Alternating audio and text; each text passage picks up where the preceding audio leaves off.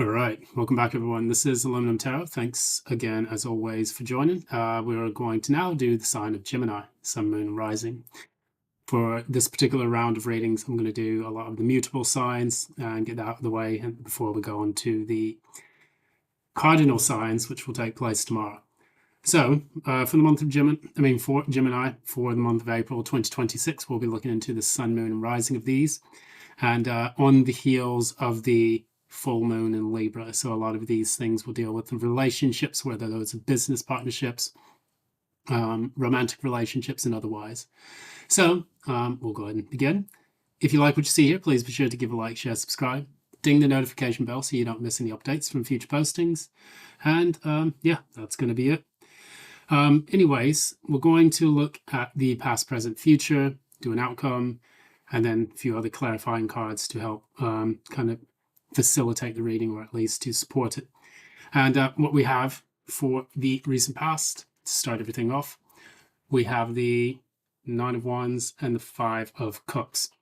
So in the recent past, Gemini, for the Gemini that I'm reading for, it can be anyone, not everyone, but for some of them, what they had to deal with a lot of heartbreak, disappointment. And from the heartbreak that had taken place in the recent past, you are now in a state of being very guarded, not necessarily wanting to open up or give your heart to a lot of new people, things that haven't been vetted properly. And it's kind of, you almost feel like, you're getting past a lot of the difficulty, the hurt, the pain that had been caused in the past. However, with this, you're almost at the destination of getting back to best, but it's going to take a little bit more of an effort. And I think that over time, you will eventually reach that. I do see that in the cards, this actually taking place. So with the Five of Cups, we always know that it's the person who is crying over the Three of Cups that are spilt. But there are always two cups in the upright waiting right behind them. So that means there's a new chance to connect with new types of things, people, places, jobs, and so on. And it's important for us to understand that in order for us to connect, we have to move away from the things that we focus on that have been so detrimental. Not to say we forget them, but once we understand what they are, what role they served in our life, and then moving on from it, then that's when we can finally turn our back and move towards the new forms of happiness that can come into our life. Now, so many people, they may get stuck on one thing that happened in their life, and they tend to allow it to drive their unconscious. And you don't want to do that, and you don't want to be in that kind of situation, because what it does is it prevents you from moving forward, making any progress. And it also tends to drain you of your life, your vitality, your life force. And this is critical because you don't want this, we can sometimes create a psychic vampire that feeds off of us, and it can come directly from ourselves. If you notice that some people who tend to stay stuck on certain situations, they don't have the energy to do other things that could actually help them to feel better about, their life. They don't go out and try new things. They don't want to go out and speak to new people. They don't want to go out and, locate and practice new hobbies, because all their energy is being redirected towards this thing that doesn't exist in real life. And it's a very fantasist way of approaching things. However, in this case, we see that you are now in the process of this. This is the current situation. So you have the Seven of Pentacles, which is you kind of contemplating, reevaluating everything about your life. And then furthermore, Ten of Cups, reevaluating and contemplating the things in your life that actually do bring you those 10 cups of joy. So it's like, what is this going to look like? What is that 10 of Cups going to feel like when I receive it? What do I need to do in order to lay out my plans? Do I need to go back to the drawing board and regather some resources, work with people and network with people so that I can get, back in the right frame of mind? Or do I just give up and start fresh, go tabula rasa on the entire situation? But my happiness, I do want to build it, but I'm going to have to evaluate how I'm getting to that. Because I do realize in the recent past, I didn't achieve that happiness that I wanted. You go from the Five of Cups in the recent past to the Ten of Cups, which is in the current or the present, the thing that you are now starting to evaluate. And what we notice is that if we clarify some of these things, maybe we can get a little bit more insight into it. So, what was it that caused the Five of Pentacles to take place?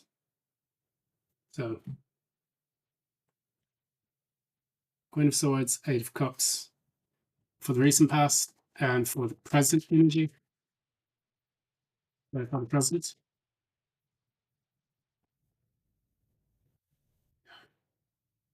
Okay, yeah.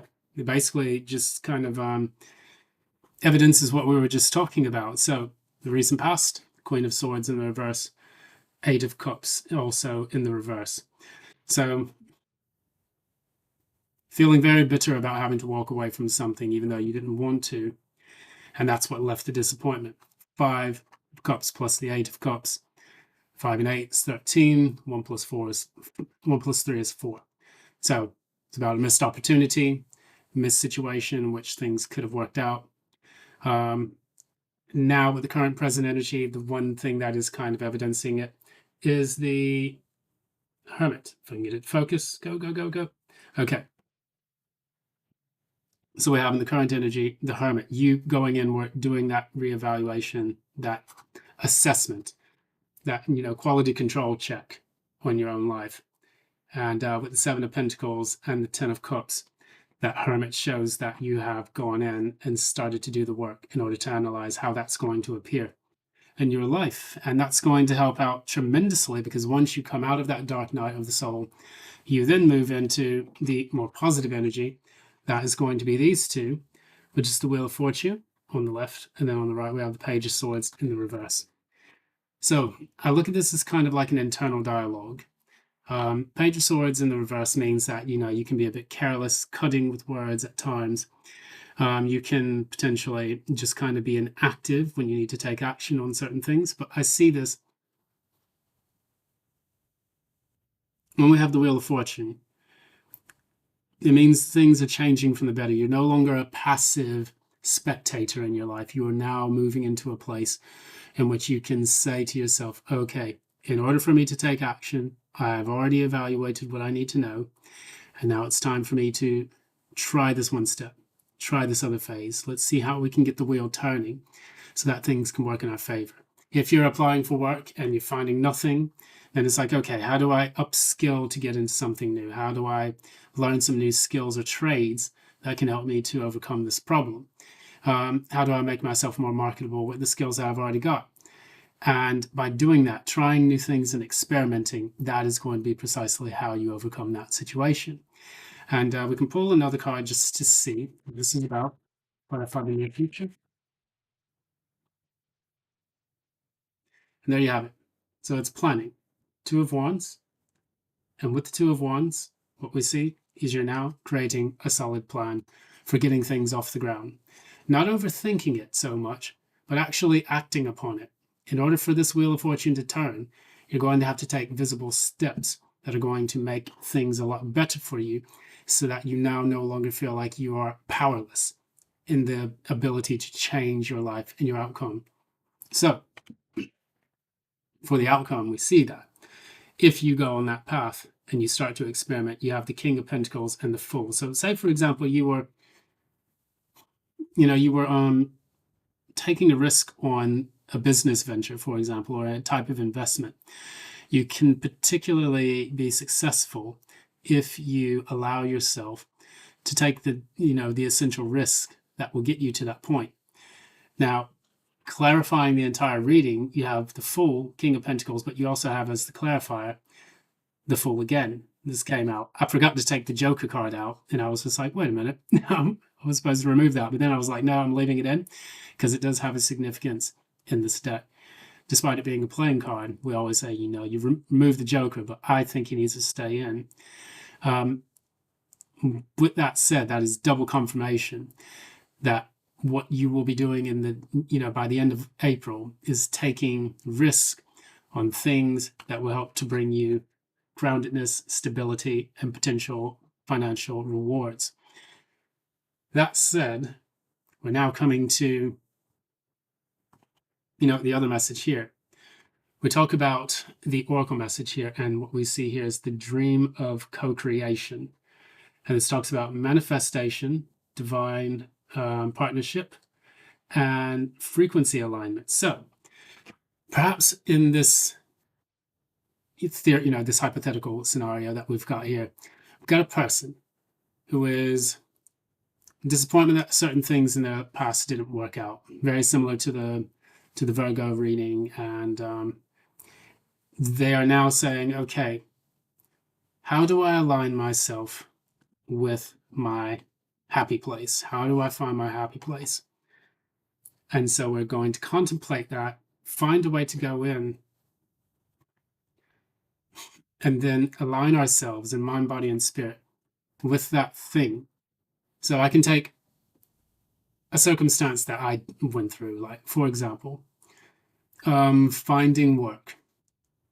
In order for me to align with the job that I need to get, in order for me to overcome the difficult situation, which people from the beginning of this channel remember, I was actually just kind of wandering around a bit, and it was not a very pleasant situation. In some ways, it was very pleasant. I don't regret it, but in the other sense, it's better to have some kind of stability, and rather than having to constantly apply for jobs day in and day out and destroy your psyche in the process. But in order for me to get the job that I wanted, I had to kind of align myself with it. I took advice from mutual acquaintances of mine to maybe switch things up in the career that I wanted, change my career path, experimented with other different types of careers. And then once I started to apply, one thing stuck, and it was all smooth sailing from there, generally smooth sailing. And that was my way of kind of aligning my frequency with something different. I had to kind of perceive that I was capable of getting the job, that I had the skill set that I needed. I had to convince the interviewer that that I was the right person for the job. And here was my, work expertise and background and my CV and all of that.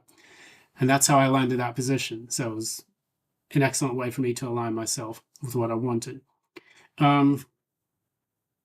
With certain, finding a flat, it can be that. It could be about finding the right partner, whether you're looking for a man or woman, and just kind of picturing yourself. What does a happy, loving relationship look like? What would it feel like to actually find the person that you're supposed to spend the rest of your life with, if that's what you're looking for? And once you align with that frequency and know that it's already there within the making, then that's when things start to turn around, and then the universe will move heaven and earth to align yourself with that. So it's all about you being the microcosm, the central point of manifesting, materializing things. Then the universe sees that you are consciously aware of that, and then begins to shape the reality around you to fit that narrative, not in a delusional sense, but in a magic sense.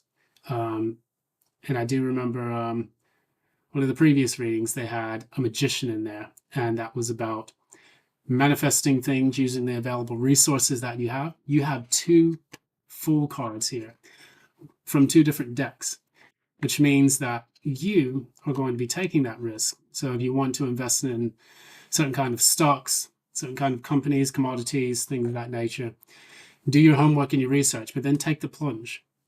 Start small, build yourself up there, and then you'll be able to build your wealth as time passes. So that's really what I've got for this. I think I've ranted enough. I think I'm going to just end it there.